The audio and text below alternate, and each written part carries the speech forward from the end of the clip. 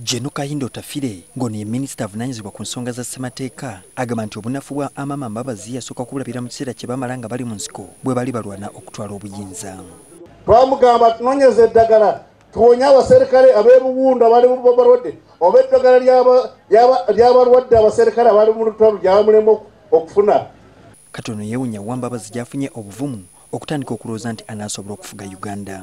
Akasenka kekulema okumanya n'osaba enganga.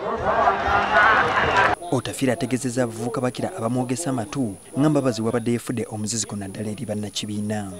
Atuviiridde abadde ng'olwazi mu kkubo buli ayitawo ng'amukondako enjala zibadde tubadde tetalina enjala mu nnaka mu bigere.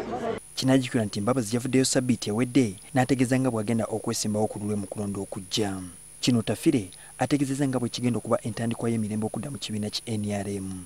Kubanga NRM kye kibiina kigoberera amateeka. Mwambe Mbabazi abadde tayagala kugoberera amateeka ge yasaako ye kennyini.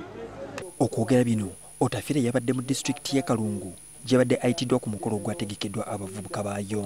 Asabye bannakalungu obuteetandala kuzza mubaka waabwe Joseph Ssewungu mu paaliyamenti bwe baba nga baagala ebizibu byabwe okugonjoolwa.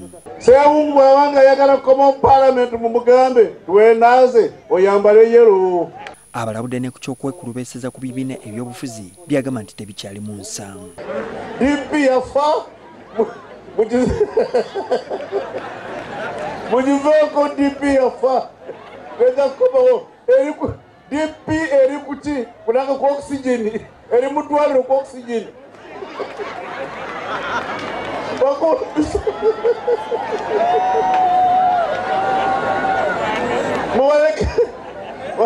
Mubaleke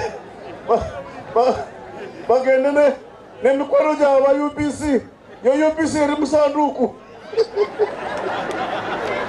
Ye omwanika w'ekibiina kya NRM Rose Namayanja akubiriza abavubuka okwewala okumala gabuzibu bw'abantu bayise bannakigwanyizi. Abavubuka tetuva we bajjula ne tugenda we bawaata.